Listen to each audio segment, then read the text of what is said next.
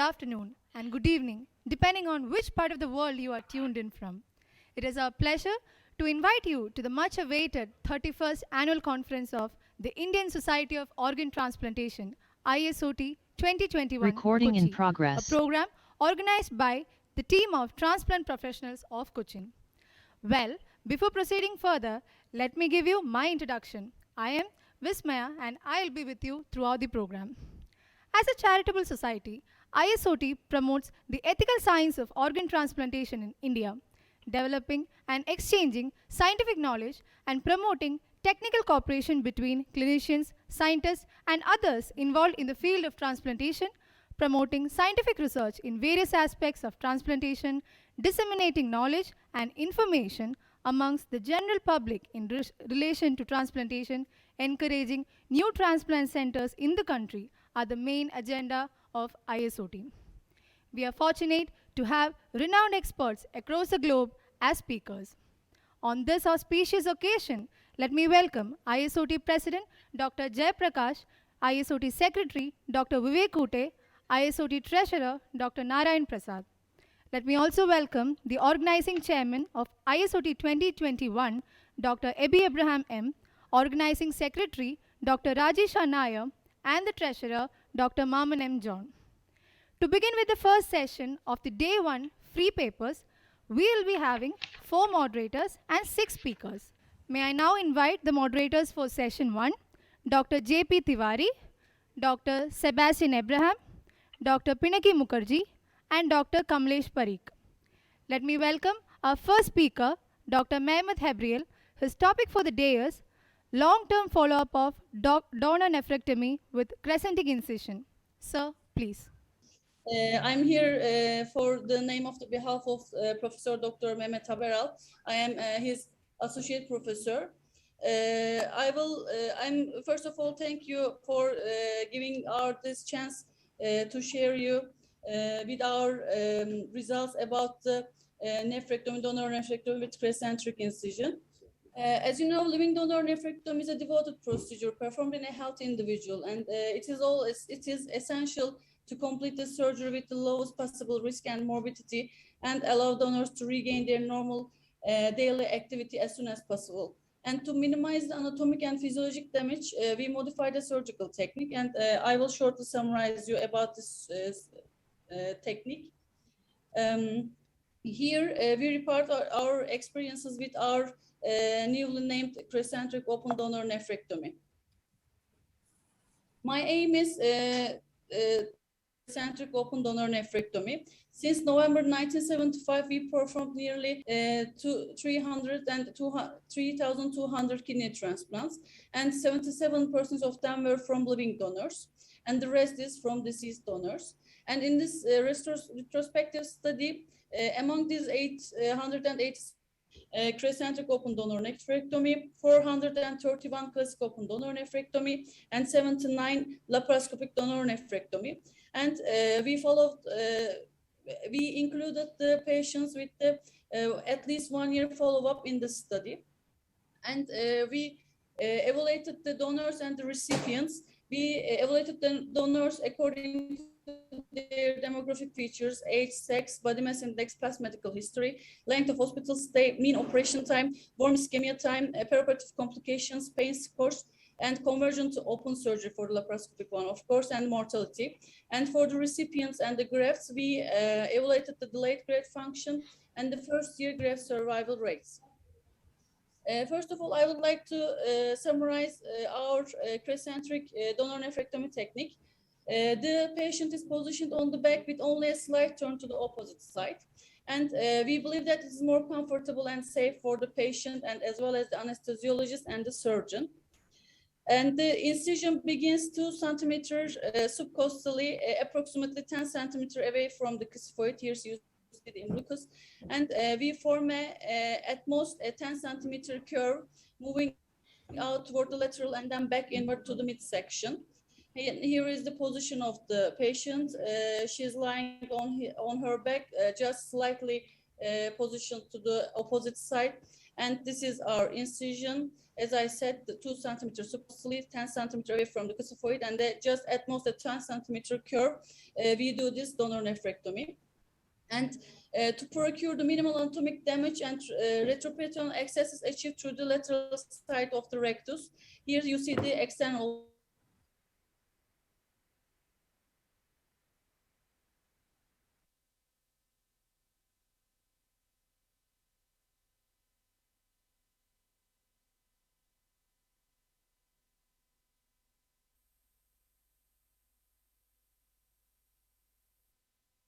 Recording in progress. And we reach the preperitoneal area at the end without cutting any muscle fibers. And after dissection of the ureter, both the renal vein and artery are isolated, and the kidney is separated from the geratofascia. And we believe that this technique is very safe and comfortable, even with donors with anatomic variations and multiple arteries. Here you see the ureter dissected, and this is the iliac artery of the donor. And this is the lower pore and upper pole of the kidney, and the renal artery and renal vein at the end of the procedure before the harvesting.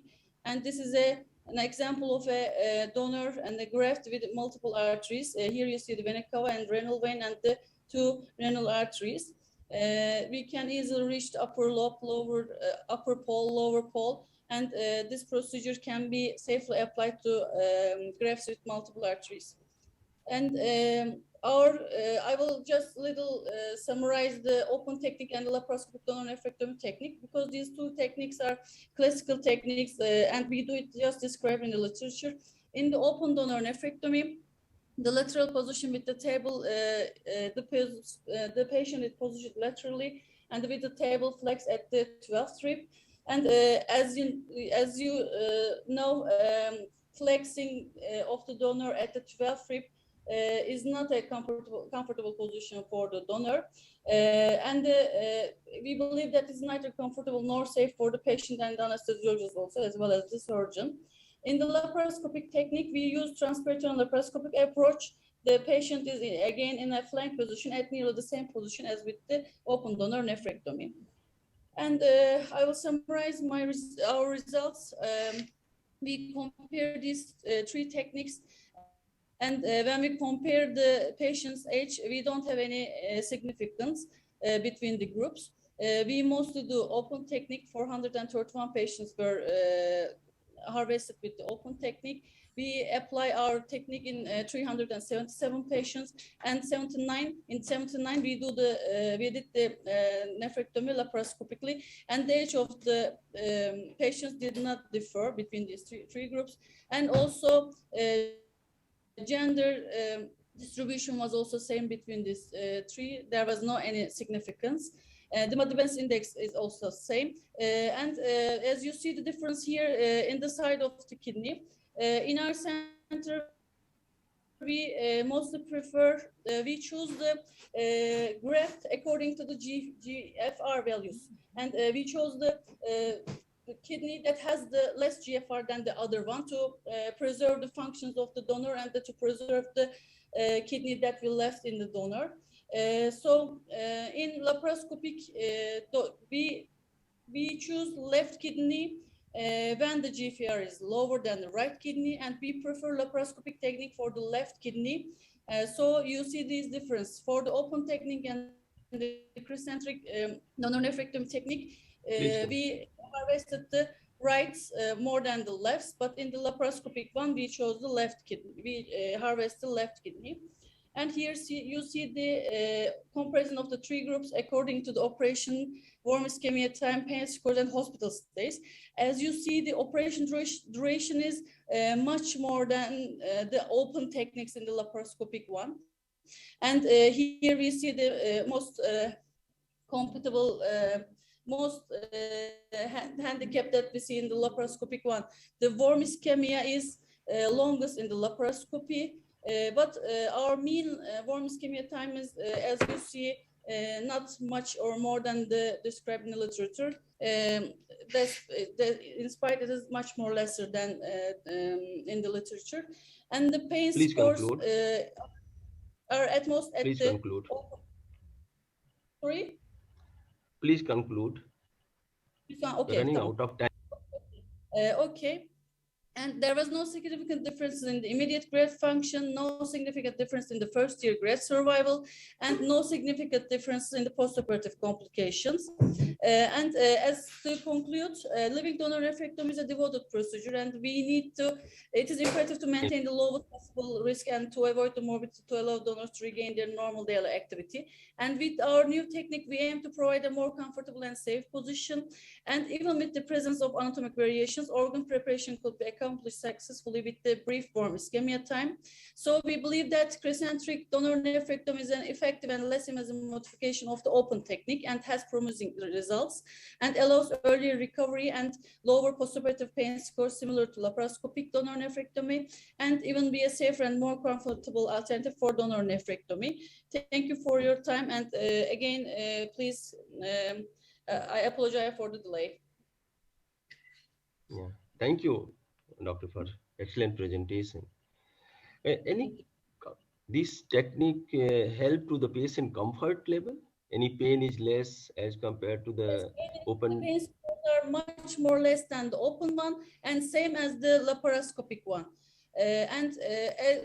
To summarize just with a sentence, we prefer the kidney with the lesser GFR values. And as you know, it is accepted in the literature, and we see that surgeons prefer left kidney for laparoscopic donor nephrectomy. But we believe that we must leave the kidney with the higher GFR value. And if we have to choose the right kidney for harvesting, then we should do and it is a much more easier for taking the right kidney or harvesting the right kidney with an open technique. And we prefer right kidney harvesting with an open technique, and we prefer crescentric technique than open technique. And so we believe that it has high pains, lower pain scores.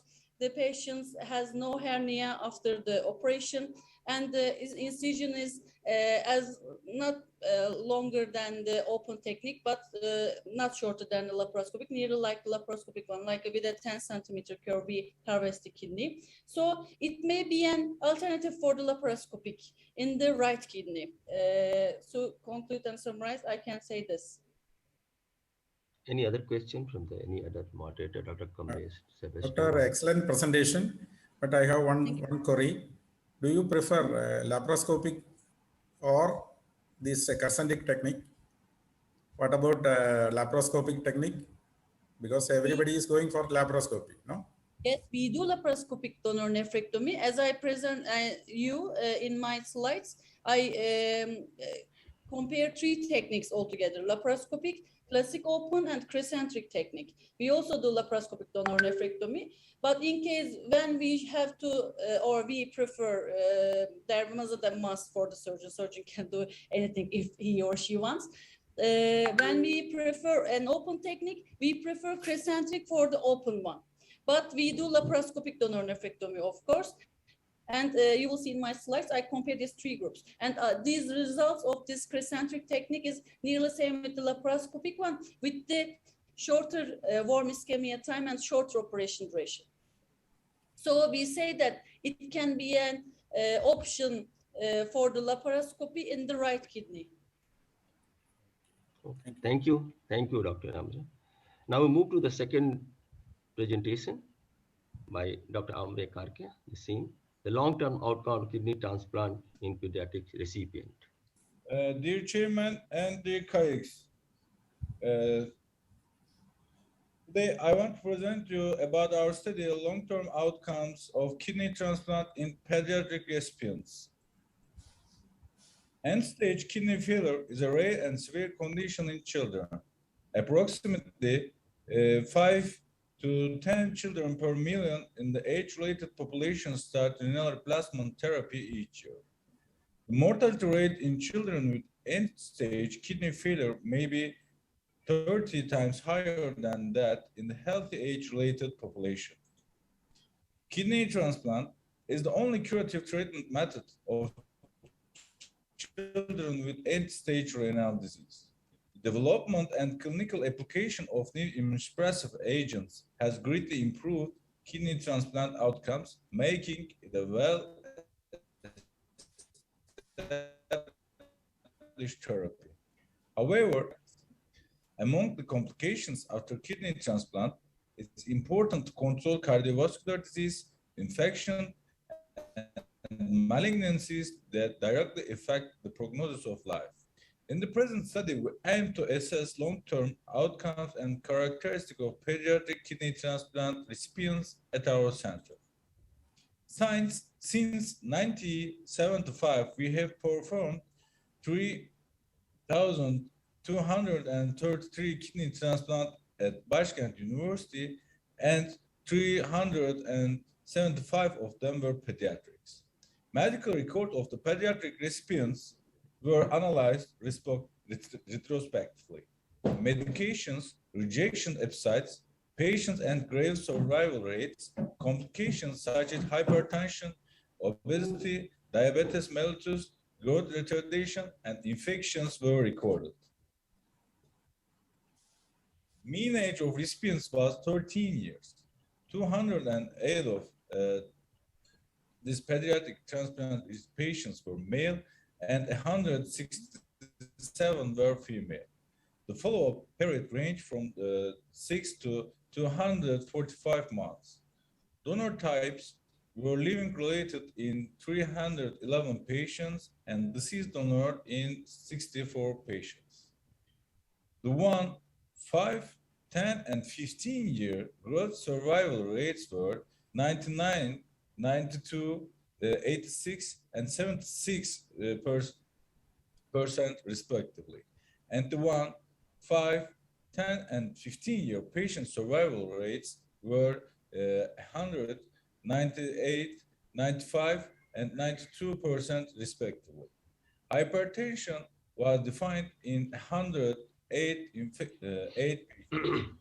patients, in 108 patients, obesity in 49 patients, new onset diabetes in 14 patients, growth failure in 14 patients.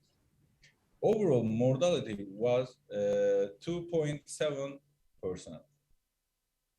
When we assessed the complications of kidney transplantation on pediatric recipients, we saw that hypertension was defined in 108 patients, infections in 108 patients, obesity in 49 patients, new onset diabetes in 14 patients, and growth failure in 14 patients.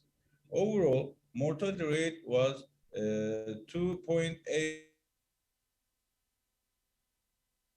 Transplant is a unique and safe curative treatment method in pediatric end-stage renal disease patients.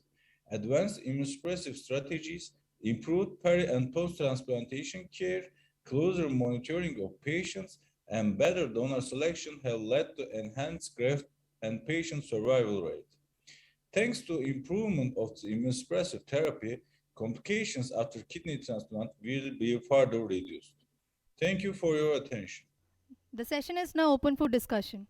Dr. Kamlesh, you want any question from your side? How frequently you see proteinuria, and after how long of the transplantation in these patients? But I'm sorry, I can't hear you. Please ask me again. How frequently you notice proteinuria, increased protein excretion in the urine, and after how long of the transplantation in pediatrics recipient? Proteinuria. What's proteinuria? I can't understand. Proteinuria.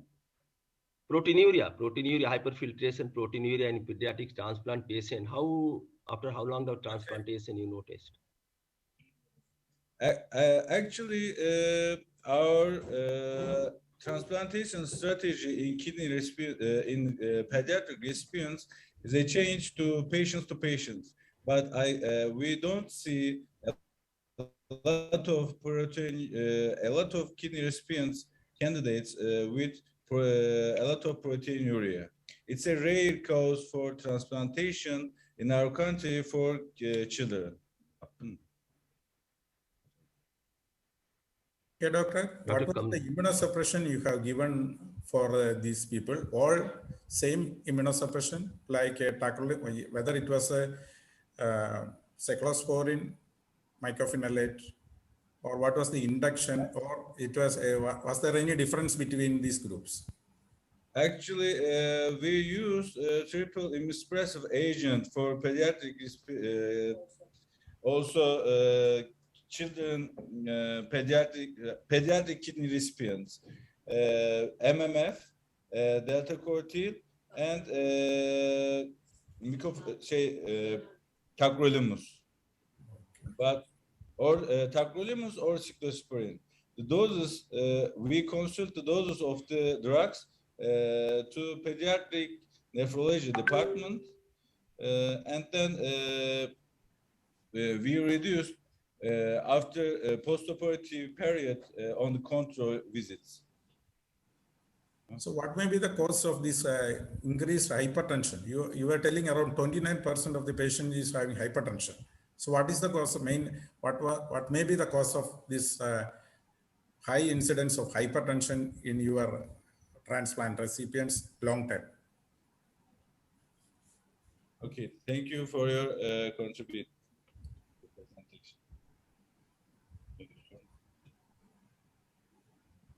I can't hear you clearly, please. What he is asking, what is the cause of hypertension, high incidence of hypertension in these patients? 29% recipient develop hypertension. What is the probable cause of high incidence hypertension? Okay, actually, some causes of hypertension is because of renal artery stenosis. But in these cases, without surgery, we can treat with interventional radiology. For example, balloon dilatation of the renal artery or put the standing.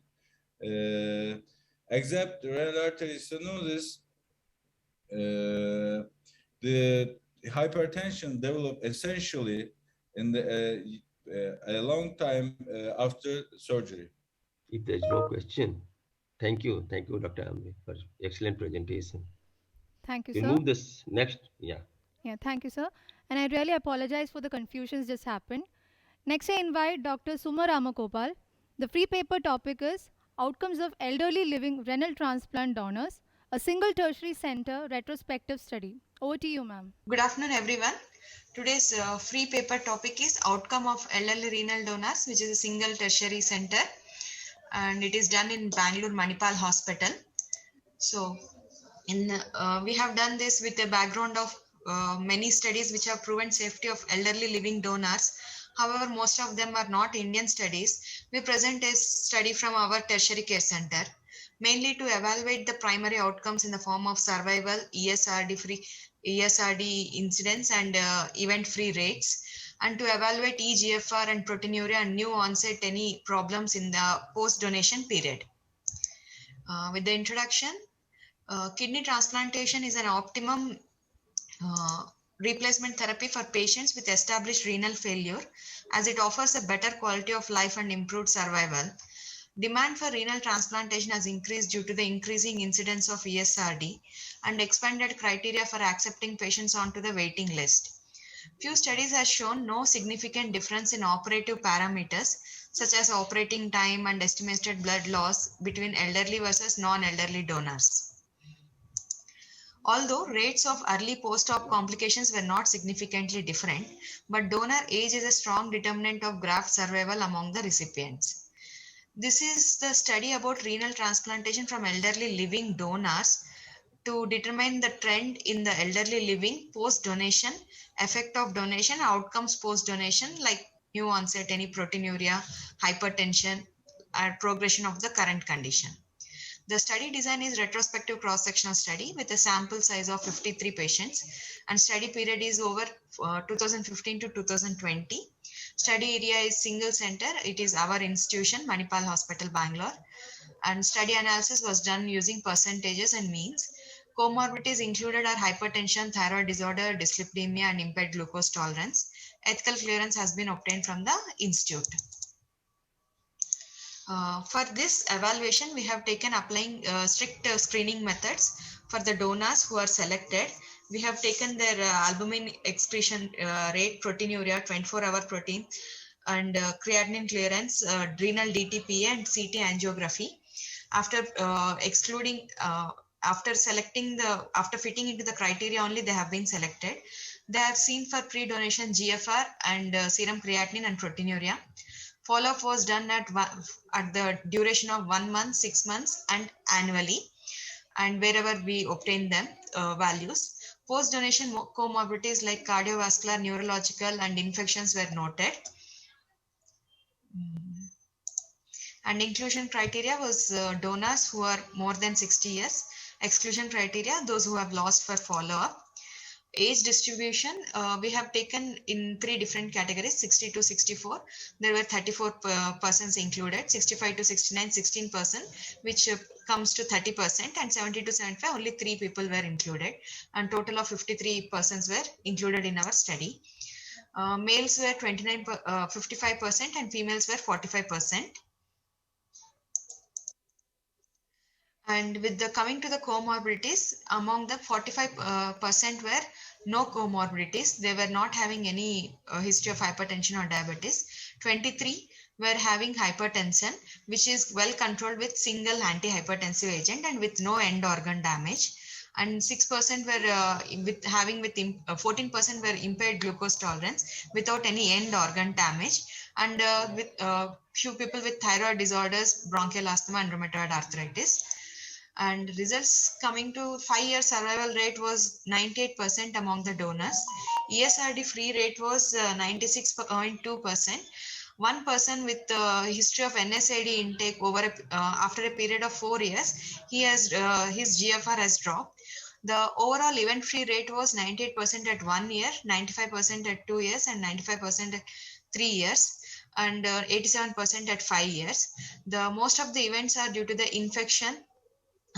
2 people with pancreatitis and 1 person with some bite trauma, and most of them were affected with COVID, but post that also they are stable, most of them treated at home isolation only.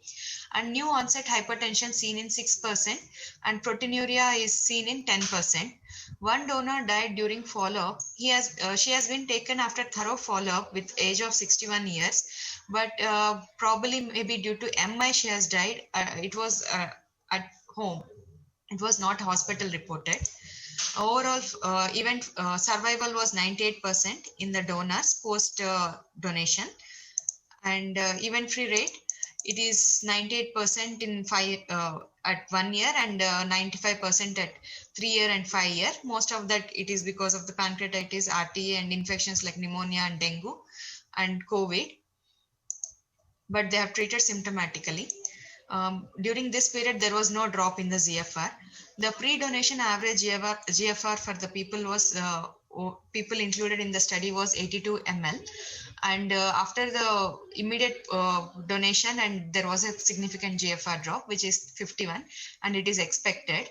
And after the end of 3 years, it is 62, and after the end of 5 years of follow-up, it is 48. Remains stable without any problem. And with this background, we are concluding that post living donation from the elderly donors more than 60 years, it is a safe option, and provided with strict screening criteria is applied. And large multi-centric study would provide better information and serve as roadmap for future studies. Thank you, ma'am. The session is now open for discussion. Thank you for excellent presentation. Have you noticed the CKD in the donor, the long-term follow-up, chronic kidney disease incidence? Sir, GFR not less than able 6. to hear, sir. You have seen the chronic kidney disease progression in donor, elderly donor, after long-term follow-up? One person who had history of NSAIDs for some joint pain, for that person, he has been progressed to the GFR of almost drop was there for 15 to 18, but he has recovered a little after he has stopped that medication, and slowly he has been improved, but still he fits into the stage 4 of the CKD. But there is no requirement of hemodialysis or any other treatment was given for him. Any other question from other moderator, Dr. Rest Kamlesh? all people are doing well. Dr. Purnima, you have followed them with GFR. Have you? Creatinine is also, yes sir. Have you noticed for proteinuria post donation? Yes sir, there was 10%, it was increased in 10% of the people, I have mentioned it. And the new onset hypertension was seen in 6% of the people.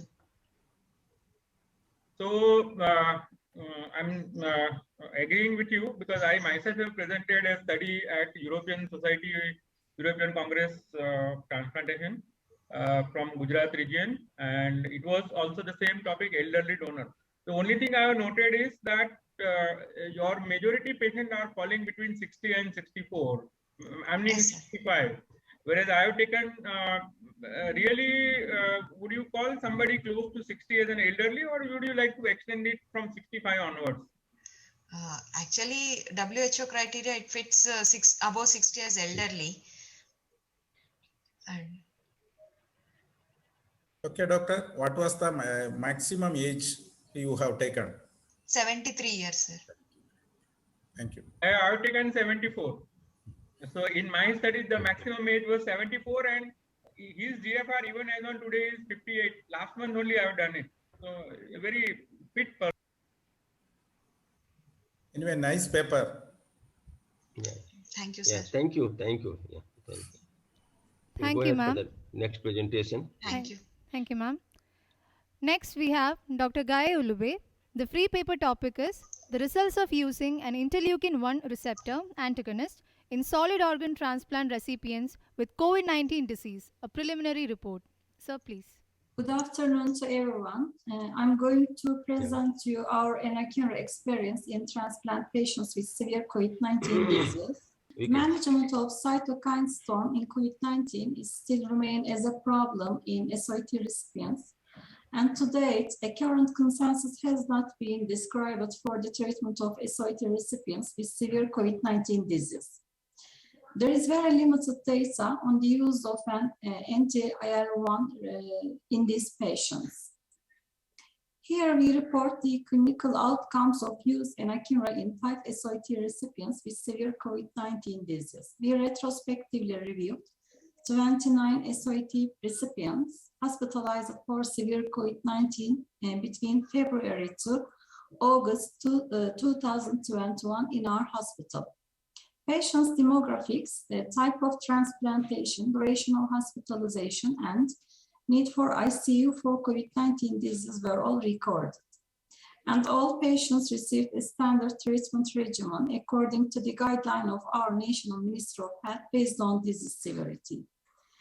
In this table, you can see our general treatment protocol for COVID-19 in our hospital and in our country as well.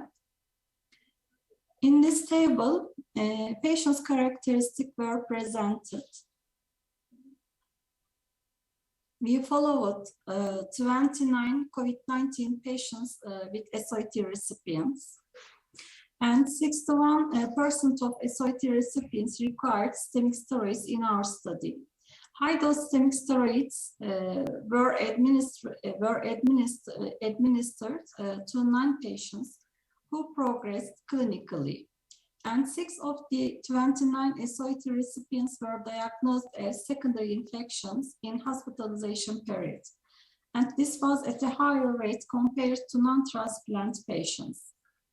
5 SOIT recipients progressing rapidly a cytokine storm under treatment of antiviral, steroids, anticoagulant, nasal oxygen, and ventilatory support if needed, received anakinra. Anakinra administered for 7 to 14 days and subcutaneously. Anakinra was well tolerated in our patients with no side effects.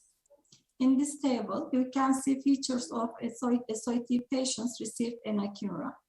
3 of them were female and remaining were male, and all of them were renal recipients. If you look at our outcomes, 5 of the patients followed in ICU, and 4 patients cured, but however, 1 patient died due to septic shock. In this table, you can see laboratory parameters of 5 patients in the first day of anakinra and 7th day of 5th day in the 5th day of anakinra. You can see a striking decrease in all parameters in 4 patients except 1 patient. This patient was died, I mentioned before.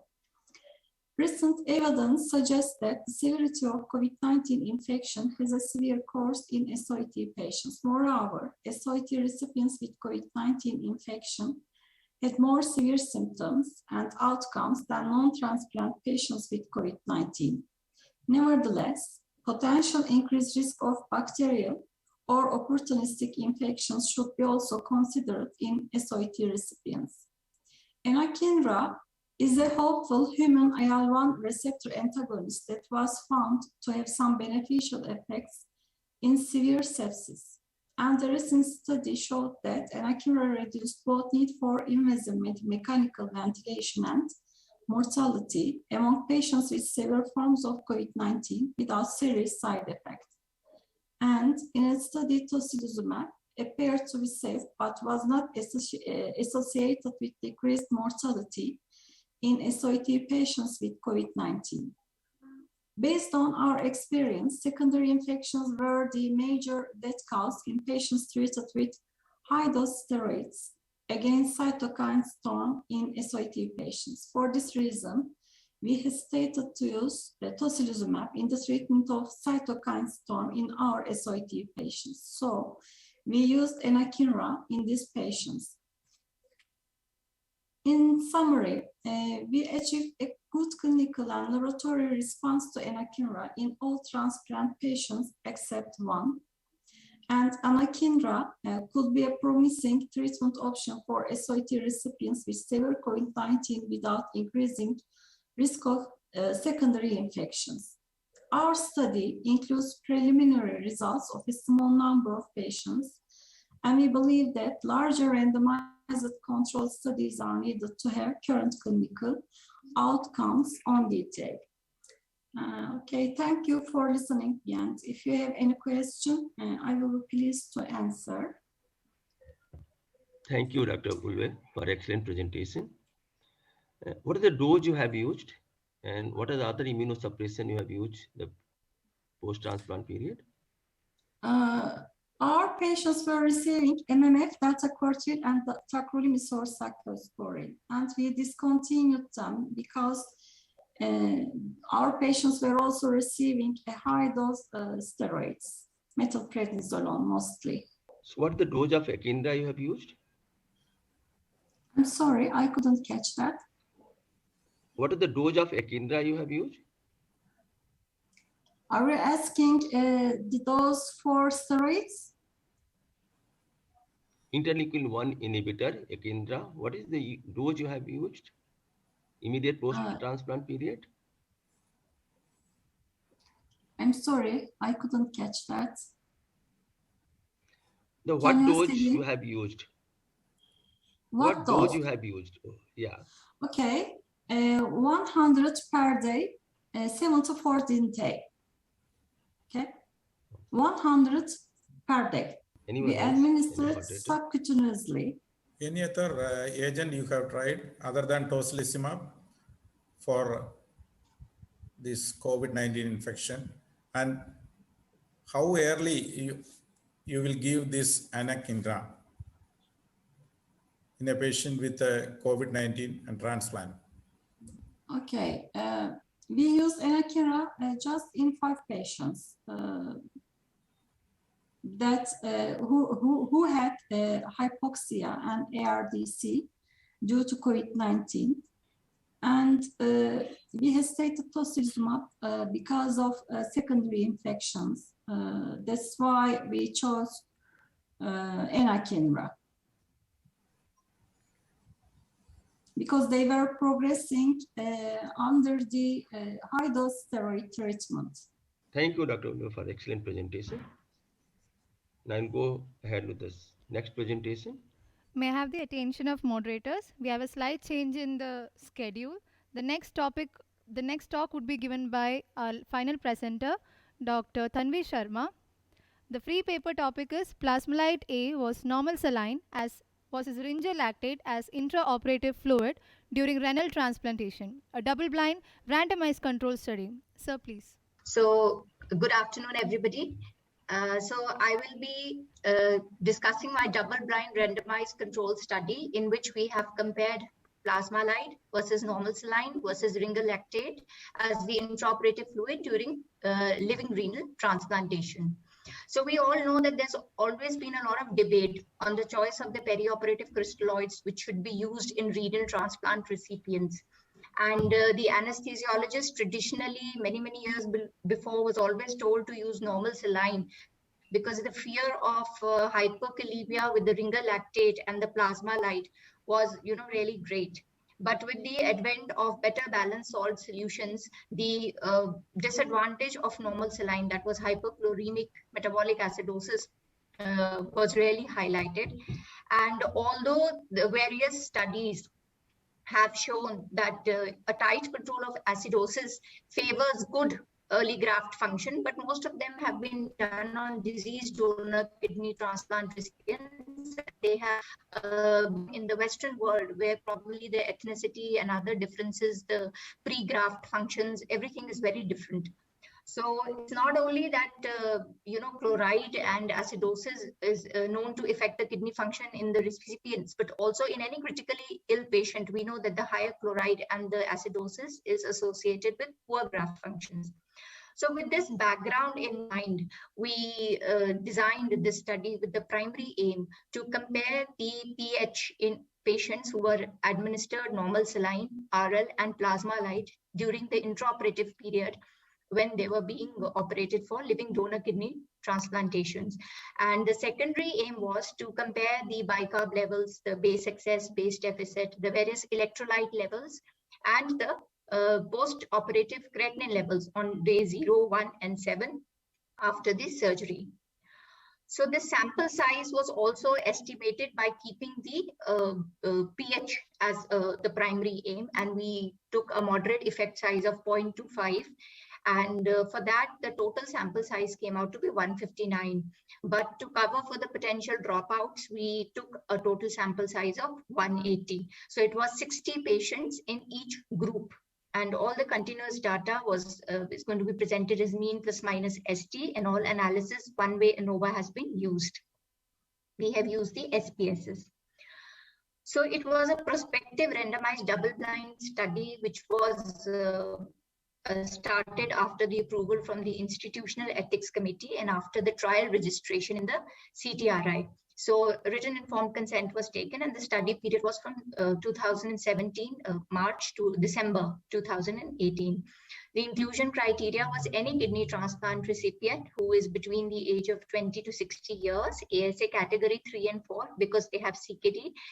And we excluded patients with any metabolic disease with the potassium level more than 5.5, any patient who had preoperatively acidosis or any electrolyte abnormality which was outside the normal ranges was also excluded. Any patient with cardiac dilated cardiomyopathy or any other cardiac illness which would restrict our fluid administration protocol was also excluded. So then patients were randomized using the random generator table into 3 different groups. That was the normal saline, ringer lactate, and the plasmolite group. We had 60 in each.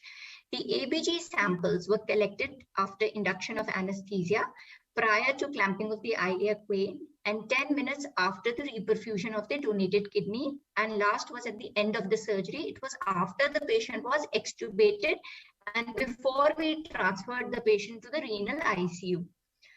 And the serum creatinine values were recorded on post-op day 1, 2, and 7. Now the results, we can see that the sorry, just yeah. So we can see that we had, although assessed 220 patients, but we could only include 180 patients. There were exclusions based on the high preoperative potassium values, the consent for repeated ABG samples, and patients did not understand, they didn't sign the consent forms. There was associated dilated cardiomyopathies, and there were 6 patients with cerebrovascular accidents. So then we had 60 patients in each normal saline, ringer lactate, and plasma-lite group, and there were no dropouts. So we analyzed these 60 patients. Now we know that intraoperatively, we did not have any specific written protocol for the anesthetic management, but as a routine, what we are doing in our center is we give an epidural and then give general anesthesia. The fluid volume which is administered depends upon the CVP and the pulse pressure variation which we see. So we target a CVP of about 14 millimeters of mercury, and the pulse pressure variability to about, it should be between the range of, 11 to 13. And if we have hypotension, in spite of all these, we give dopamine. So there was no definite protocol for the anesthetic management, but there was no variability because the same team of anesthesiology is posted in the transplant center. So this is a table which shows the comparison of the demographic parameters. We see that the age, the weight, the height, the Charlson comorbidity index, the cold ischemia time, the anesthesia time, the surgical time, everything was comparable between all the groups. So what we see now is in the ABG parameters, if you see that you have the pH value has been compared at 4 different time points. The first is the T0, which we said is just after induction. The T1 is 10 minutes after the reperfusion of the donate, before clamping of the iliac vein. And the T2 is 10 minutes after the reperfusion of the donated kidney. And T3 is the end of the surgery, that is end of extubation. So what we can find is that basically at the end of T3, that is the end of surgery, you find that the normal saline, the pH, there's a statistically significant difference in the pH values. The amount of acidosis is more in the group which has been administered normal saline. Also, if you see that even at T1, although at T1, which is before the clamping of the iliac vein also, because the fluid has normal saline group, the pH is statistically significantly lower in the normal saline group. So similar trend remains for the bicarb levels, and similar trend remains for the base excess, base deficit. So sorry for the interruption, ma'am. May Yes, I request the moderators to kindly wind up the session as we have exceeded the time limit? Yeah, please conclude. Yeah. Please conclude. We are running short of time. It's out of time. Please okay, conclude. Sure, ma'am. Sure. So then we have the main statistically significant differences again in the chloride levels. We find that the chloride levels are higher in the normal saline group as compared to the others. The potassium level, although is higher in the RL and the plasma-lite group, but at any time point, it is not exceeding where the more than 5.5, where we have to give corrective measures. Again, this is Please just conclude. a graph which is showing the trend. Yeah, sure, sir. So conclusion is that the balanced salt solution like plasma-lite and RL are associated with better pH and chloride levels as compared to the normal saline. Yes, sir. Thank you. Thank you for the excellent presentation. But at the end of the study, you are using plasma-lite or ringer lactate during your practice? You are using plasma-lite or ringer lactate is the preferred solution? Sir, we continued with the same which the protocol was, like if it has gone into the normal saline group in the post-operative period, we continued it with the normal saline only. No, between plasma-lite and ringer lactate, which one you will prefer, which one you are using in your practice? Sir, in our practice, we are practicing now plasma-lite. Okay.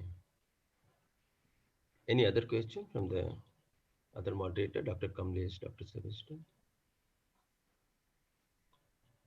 Thank you, ma'am, for excellent presentation.